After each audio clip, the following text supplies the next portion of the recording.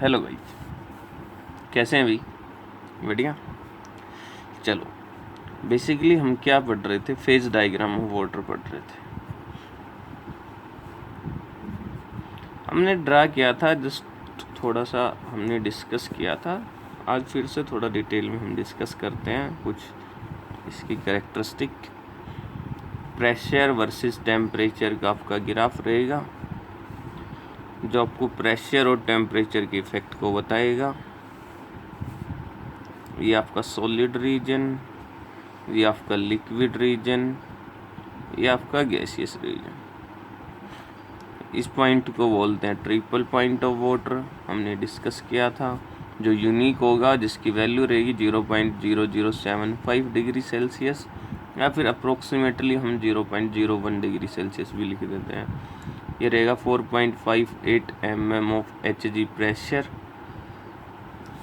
ठीक है, ये पॉइंट ए, ये बी, ये सी।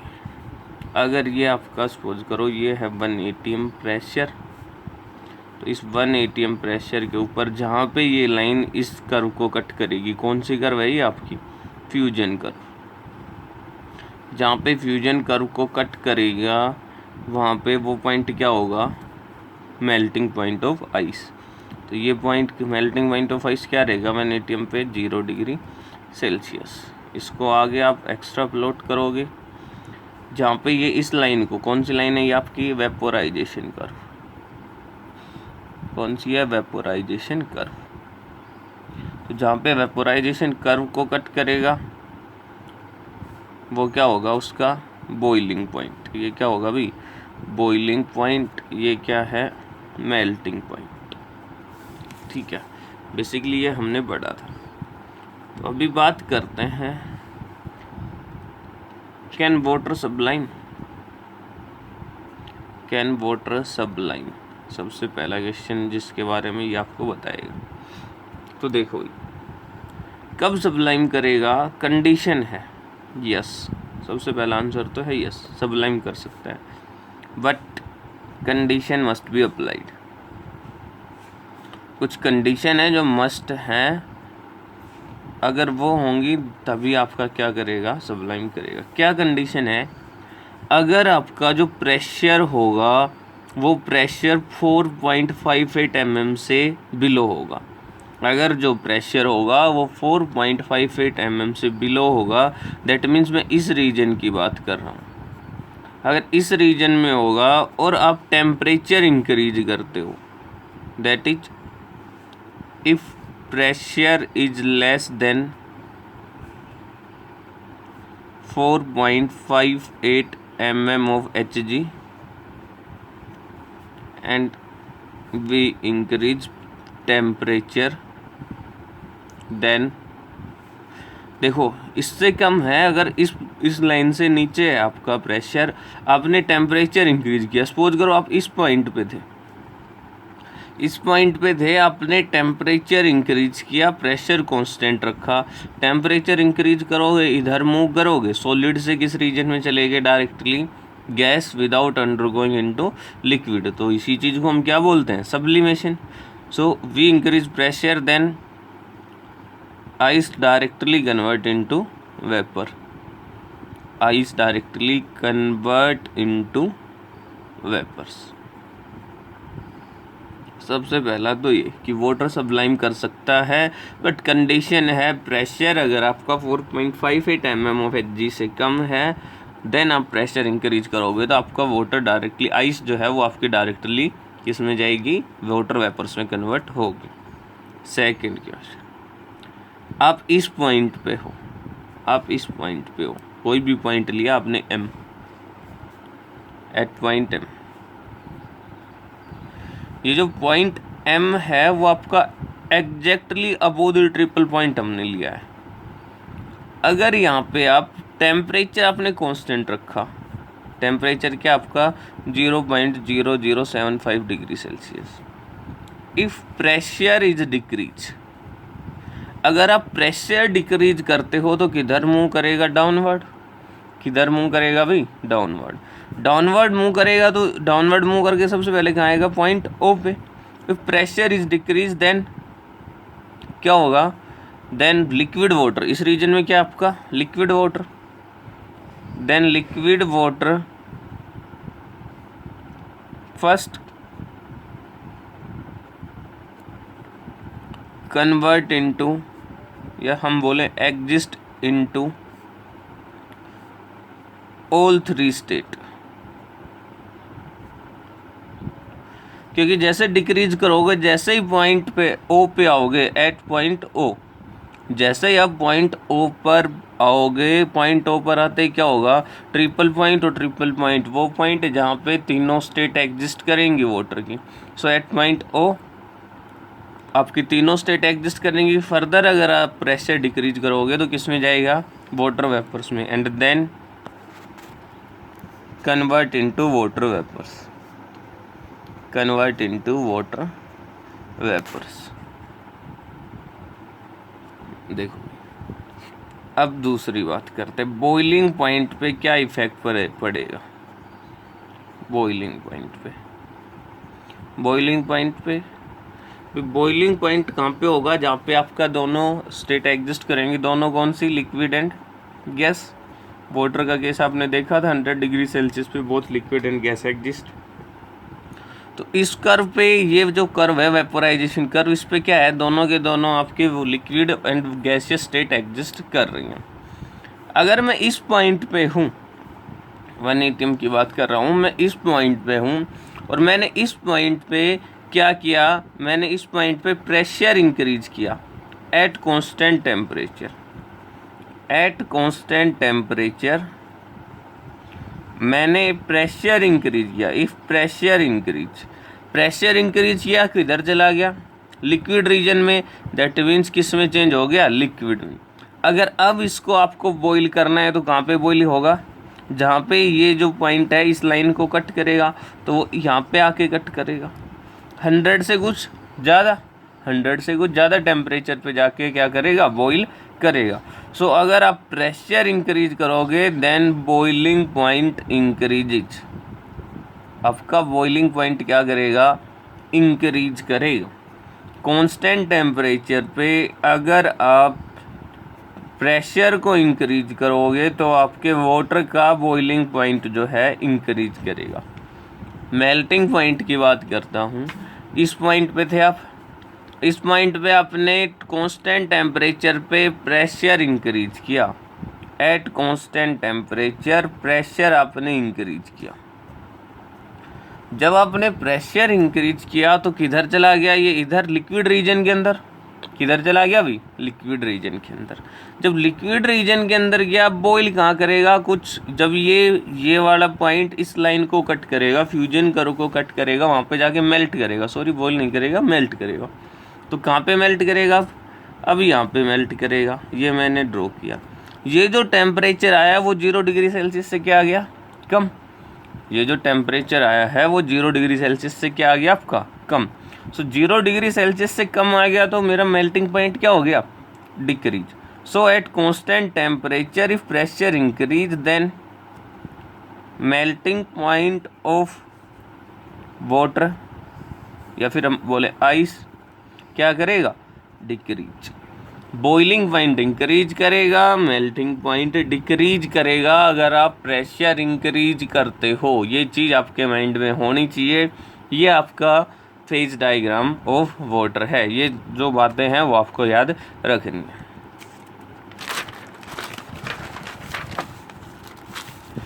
अभी आपकी 2 स्टेट और हैं, एक आती है प्लाज्मा स्टेट। वो जो 3 स्टेट आपने मैटर की पढ़ी थी वो फंडामेंटल स्टेट थी जो नेचर के अंदर नॉर्मली एग्जिस्ट करती हैं। अभी 2 स्टेट आपको और पढ़नी है, एक प्लाज्मा स्टेट और एक आपको पढ़नी है बोस-आइंस्टाइन कंडेंसेट। प्लाज्मा स्टेट क्या होती है, सबसे पहले तो इसकी कुछ करेक्टरिस्टिक्स हैं वो हम डिस्कस करते हैं। सबसे पहली करेक्टरिस्टिक हाईली एक्साइटेड स्टेट रहेगी। कौन सी रहेगी, हाईली एक्साइटेड स्टेट। दूसरा, इसके अंदर क्या रहेंगे, आयोनाइज्ड गैसियस मॉलिक्यूल रहेंगे आपके, आयोनाइज्ड गैसियस मॉलिक्यूल्स आपके रहेंगे। हाईली एनर्जेटिक स्टेट रहेगी, ये हाईली एनर्जेटिक स्टेट रहेगी। थर्ड कहाँ पे मिलेगी? Generally found in stars, neon bulb, जो आप घर में नॉर्मली जो आप देखते हो ट्यूबलाइट आपकी जो होती हैं, CFLs जो होती हैं, LED जो होती हैं, उनके अंदर आपकी क्या मिलती है? प्लाज्मा स्टेट मिलती है। तो इनके एग्जाम्पल भी कई बार पूछ लेता है कहाँ पे एग्जिस्ट करेगा। देखो होता क्या है प्लाज्मा स्टेट के अंदर, ये आपका ट्यूबलाइट से ही समझाता हूँ, ये आपकी घर में ट्यूबलाइट, इसके अंदर गैस के मॉलिक्यूल भरे होते हैं। जनरली हम नियॉन गैस फिल करते हैं। कौन सी गैस फिल करते हैं? Neon gas. हमने इसको बैटरी से या फिर हम बोलते हैं अपने घर की लाइट से कनेक्ट कर रखा है, ठीक है। अब घर की लाइट से जब इलेक्ट्रिसिटी इसमें जाएगी, इलेक्ट्रिसिटी जाएगी तो होगा क्या भाई? गैस के मॉलिक्यूल्स हैं, गैस के मॉलिक्यूल्स हैं, इसके अंदर एक न्यूक्लियस होगा, इसके चारों जिसमें वहाँ पे प्रोटॉन और न्यूट्रॉन होंगे, और जिसके चारों तरफ इलेक्ट्रॉन रिवॉल्व करेंगे। एटॉमिक स्ट्रक्चर में हम ये पढ़ेंगे, बट इतना आपको पता है, इलेक्ट्रॉन रहेंगे और उसके न्यूक्लियस रहेगा और उसके चारों तरफ क्या? इलेक्ट्रॉन रिवॉल्व करेंगे। कितना हो गया ये? 2 4 6 7 एंड 8 नियॉन है, ठीक है। अब क्या करेंगे? जब इलेक्ट्रिसिटी पास करेंगे तो इलेक्ट्रॉन आएंगे, और ये इलेक्ट्रॉन हाई जब आप इलेक्ट्रिसिटी पास करोगे तो हाई स्पीड इलेक्ट्रॉन आके इस पे स्ट्राइक करेंगे, और इस गैस से, नियॉन गैस से होगा क्या? एक इलेक्ट्रॉन आपका बाहर निकल जाएगा। तो ये इलेक्ट्रॉन बाहर निकलेगा तो ये क्या बनाएगा? Ne positive and electron. Gas क्या हो गई? ये जो हो गई, ये क्या हो गया? आयोनाइज्ड हो गई। चार्ज आ गया तो इसको क्या बोलेंगे? आयोनाइज्ड हो गई। तो इसके अंदर क्या प्रेजेंट रहते हैं? Ionised gas molecule. Electricity pass कर रहे हैं, दैट मीन्स हम एनर्जी दे रहे हैं, हाई एनर्जी प्रोवाइड कर रहे हैं। हाई एनर्जी प्रोवाइड कर रहे हैं तो इसलिए हम इसको बोलते हैं हाईली एनर्जेटिक स्टेट। क्या बोलते हैं? Highly energetic state. एक्साइटेड का मतलब क्या होता है? देखो ये आपका है ग्राउंड लेवल, ये है ग्राउंड लेवल, और ये है एक्साइटेड लेवल। क्या होता है एक्साइटेड लेवल? एक्साइटेड लेवल आप नॉर्मल लेमन लैंग्वेज में समझिए। देखो भी कई बार होता क्या है, हमें कुछ भी ऐसा होता है कि हम बहुत एक्साइटेड हो जाते हैं किसी काम को करने के लिए। छोटा बच्चा नॉर्मल आपने देखा होगा, जब वो सुबह उठता है तो वो उसके अंदर एनर्जी रहती है और कोई भी काम करने के लिए उसके अंदर एक्साइटमेंट रहती है। उस एक्साइटमेंट से क्या होता है कि हमारे बच्चे के अंदर एनर्जी बहुत हाई रहती है, वो बहुत एनर्जेटिकली काम करता है। तो एक्साइटेड होने का मतलब है, अगर कहीं भी बोल रखा है कि आपका एटम एक्साइटेड स्टेट में, आपका मॉलिक्यूल एक्साइटेड स्टेट में है, दैट मीन्स उसकी एनर्जी जो रहेगी आपकी हाई रहेगी। ग्राउंड लेवल दैट मीन्स वो स्टेबल हो जाएगा। जब अब बच्चा काफ़ी टाइम तक खेल लेगा तो क्या हो जाएगा? एनर्जी कम हो जाएगी, अब वो स्टेबल हो जाएगा। तो जब स्टेबल हो जाएगा, जहाँ पे एनर्जी कम रहती है उसको हम बोलते हैं ग्राउंड स्टेट या ग्राउंड लेवल। और जहाँ पे एनर्जी हाई रहेगी, अगर आपका मॉलिक्यूल, अगर आपका एटम एनर्जी एब्जॉर्ब करके किसी फर्दर स्टेट में जाता है तो उसको हम बोलेंगे एक्साइटेड स्टेट। तो एक्साइटेड स्टेट आपकी हाई एनर्जी स्टेट को हम बोलेंगे। तो ये आपकी प्लाज्मा स्टेट नेचर में नॉर्मली एग्जिस्ट नहीं करती है, नॉर्मली एग्जिस्ट नहीं करती है, बहुत हाई टेम्परेचर पे एग्जिस्ट करती है। और प्लाज्मा का जो है बहुत हाईली कहाँ पे एग्जिस्ट करती है? At high temperature, at high temperature पे एग्जिस्ट करेगी। दूसरा, जो गैस के मॉलिक्यूल जब आयोनाइज होंगे तो वो एक स्पेसिफिक कलर प्रोवाइड करते हैं। सो जो आपकी प्लाज्मा स्टेट होती है, plasma state have their own characteristic colour, अपनी खुद का कैरेक्टरिस्टिक कलर होता है। तो ये चीज़ें आपको याद रखनी है प्लाज्मा स्टेट के लिए। क्या होती है? Highly excited, highly energetic state, जिसके अंदर आयनाइज गैसियस मॉलिक्यूल मिलेंगे। कहाँ पे मिलती है? स्टार्स में मिलती है, नियॉन बल्ब में, CFL में आपको देखने को मिलती है। हाई टेम्परेचर पे एग्जिस्ट करती है और जिसका एक कैरेक्टरिस्टिक कलर आपका होता है। जबकि नेक्स्ट जो स्टेट है वो आती है बोस-आइंस्टाइन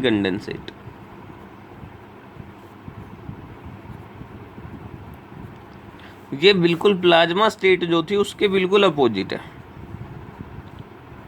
देखो बोस आइंस्टाइन कंडेंसेट, सबसे पहले एस.एन. बोस एक इंडियन साइंटिस्ट था, और अल्बर्ट आइंस्टाइन को तो आप सभी लोग जानते ही हो। S N. Bose, Satyendranath Bose and Albert Einstein, इन दोनों ने वर्क करके इस स्टेट की डिस्कवरी की थी। ये क्या होती है? Highly de excited state, highly de excited state, unexcited भी बोल सकते हो, unexcited state. That means energy क्या रहेगी? Very low, exist at very low temperature, बहुत ही कम टेम्परेचर पे आपका एग्जिस्ट करेगी, ठीक है। और आपका जनरली जो टेम्परेचर लो होता है, वो टेम्परेचर कितना low? At absolute zero, absolute zero के अराउंड। एब्सोल्यूट जीरो जो टेम्परेचर होता है वो होता है 0 केल्विन। आपको पता होना चाहिए क्या होता है 0 केल्विन को हम बोलते हैं absolute zero. Highly unexcited state रहेगी तो एनर्जी क्या रहेगी? Energy is very less.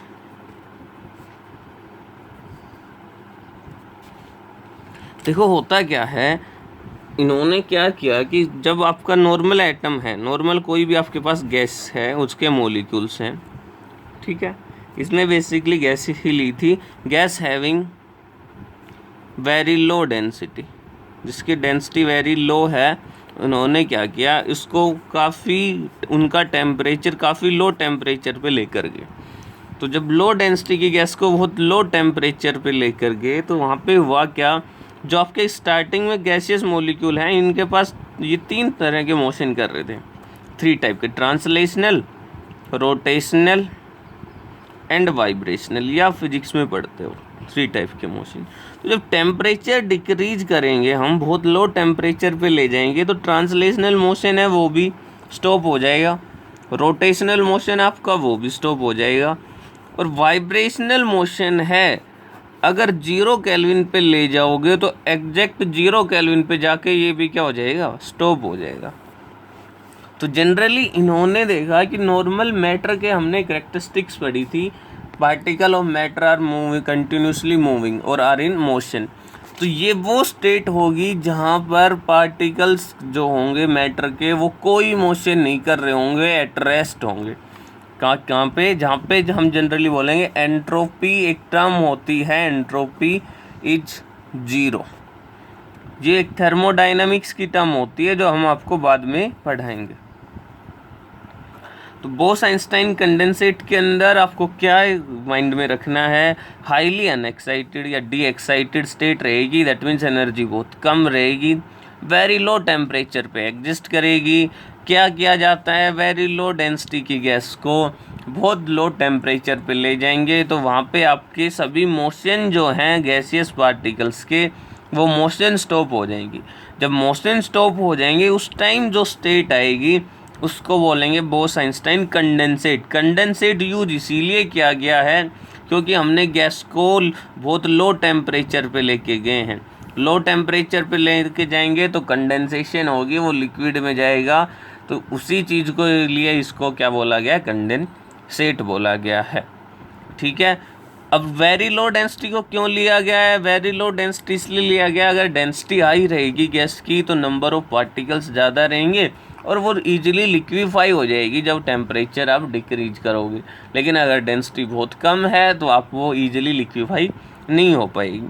इसके एग्जाम्पल ये आपको कहाँ देखने को मिलती है? ये जनरली हमें सुपर कंडक्टर्स जो हैं वो इसी पे काम करते हैं। सुपर कंडक्टर्स के अंदर हम जनरली इनको कंसिडर करते हैं। कोल्ड लिक्विड हीलियम जो होती है आपकी, वहाँ पे जनरली हमें ये देखने को मिलती है। तो ये इसके कुछ एग्जाम्पल हैं जो आपको याद रखने हैं। जस्ट प्लाज्मा के अपोजिट है, प्लाज्मा हाईली एक्साइटेड थी, ये हाईली डी एक्साइटेड है। अभी देखो कुछ फिजिकल क्वांटिटीज हैं जिनके साथ आपको डील करना है। सबसे पहले आता है टेम्परेचर। क्या बताएगा आपको temperature? It tell us about the heat content, जिसके बारे में बताएगा हीट कंटेंट के बारे में, आपके सब्सटेंस के पास कितना हीट कंटेंट है। इसकी यूनिट क्या है, सिंपल जी, एसआई यूनिट क्या होगी इसकी, एसआई यूनिट ऑफ टेम्परेचर जो होगी वो आपकी रहेगी केल्विन। एसआई यूनिट जो रहेगी टेम्परेचर की वो क्या रहेगी आपकी, केल्विन। टेम्परेचर को आप 3 स्केल पे मेजर कर पाओगे। Temperature is measured on 3 scale, 3 scale पे मेजर करोगे। एक होता है आपका केल्विन स्केल फर्स्ट, दूसरा होगा आपका सेल्सियस स्केल, और एक होगा आपका फ़ारेनहाइट स्केल।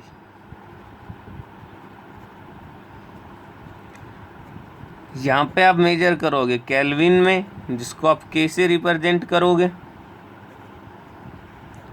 कैपिटल के। यहाँ पे करोगे डिग्री सेल्सियस में, जिसको आप ऐसे रिप्रेजेंट करोगे, और यहाँ पे आप करोगे फ़ारेनहाइट है, यहाँ पे आप क्या करोगे, फ़ारेनहाइट। ये सारी की सारी टेम्परेचर को मेजर करने की यूनिट्स हैं, स्केल्स हैं। इसके अंदर केल्विन जो है वो मोस्ट आपका एक्यूरेट स्केल माना जाता है। क्यों माना जाता है, बिकॉज यहाँ पे जो आपका स्केल रहेगा केल्विन स्केल के अंदर टेम्परेचर की वैल्यू कभी भी 0 नहीं होती। Kelvin scale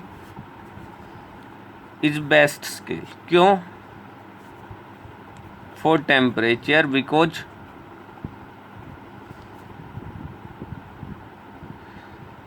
value of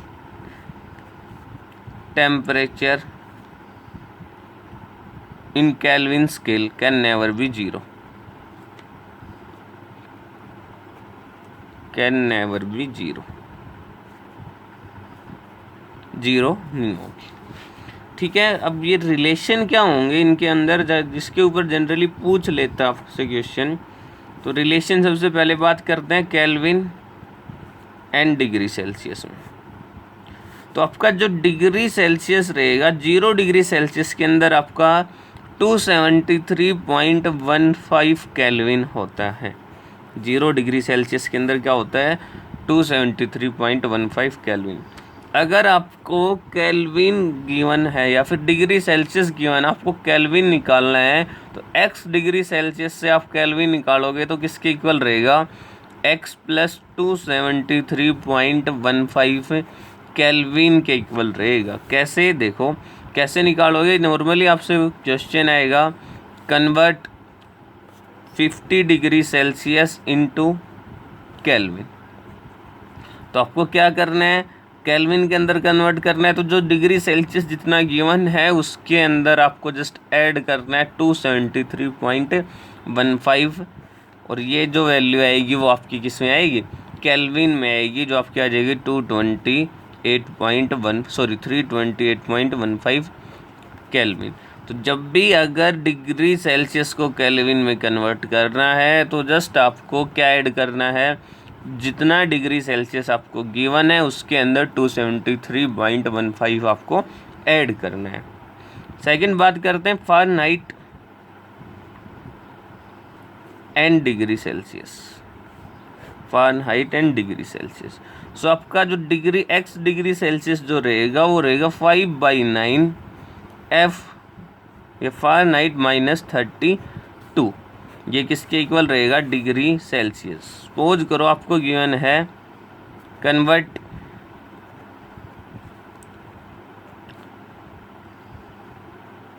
20 degree Celsius in degree Fahrenheit.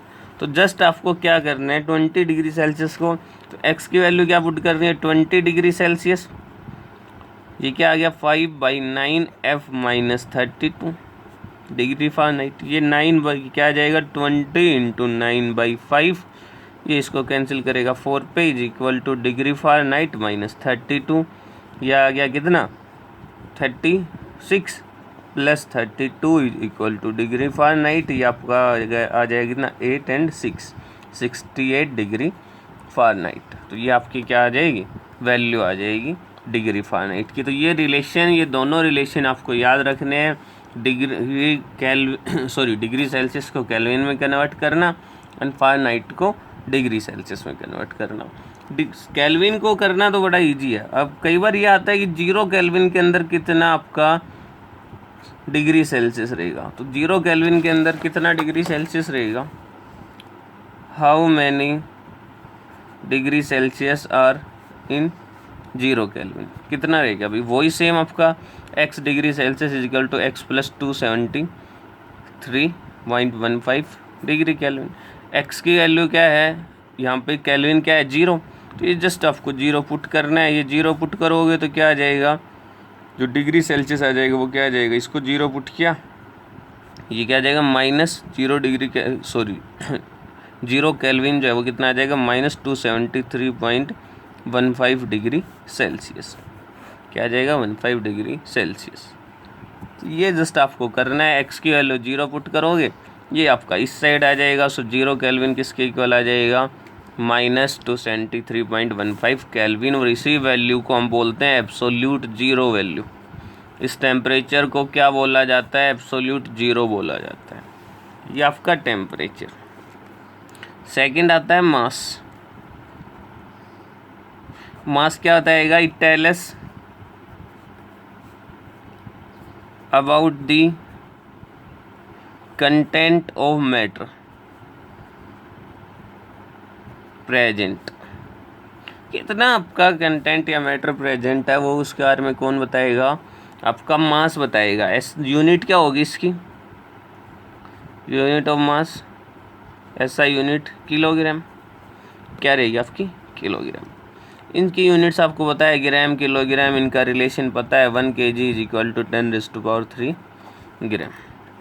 Third आपका जो रहेगा प्रेशर। प्रेशर क्या बताएगा, प्रेशर बताएगा force acting per unit area, per unit area. Pressure क्या बताएगा, force acting per unit area. SI unit इसकी क्या रहेगी, पास्कल। SI यूनिट क्या रहेगी, पास्कल, जिसको आप PA से लिखोगे। यहाँ पे इसकी और यूनिट्स होती हैं, इसकी अदर यूनिट्स आपको पता होनी चाहिए, other units of pressure. Other units of pressure के अंदर आपका सबसे पहले आता है ATM, 1 ATM। पास्कल के साथ रिलेशन 1.01325 इंटू 10⁵ पास्कल। एक होता है 1 बार जो आपका रहेगा 10⁵ पास्कल के इक्वल। 1 ATM एंड 1 बार के अंदर relation 1 ATM is equal to 1.01325 bar, ठीक है। उसके बाद होता है आपका 1 ATM जो होता है, एक यूनिट होती है टोर, 760 टोर के इक्वल रहेगा। एक यूनिट होती है mm मिलीमीटर ऑफ Hg, तो ये रहेगा 760 मिलीमीटर ऑफ Hg। ये रिलेशंस कुछ आपको, कुछ यूनिट्स के रिलेशन प्रेशर के आपको पता होने चाहिए, जो हम आगे फर्दर हमारे न्यूमेरिकल्स में काम आएंगे। तो यहाँ पे आके आपकी जो यूनिट है उसका मोस्ट ऑफ काम हो गया है, ठीक है। मुझे नहीं लगता अभी कुछ पोर्शन हमने छोड़ा है, अगर कुछ रह भी गया तो हम असाइनमेंट दिया है, एक बार उसको सोल्व करो, उसके आंसर की मैं अभी अपलोड करता हूँ। आई होप समझ आया होगा। Thank you.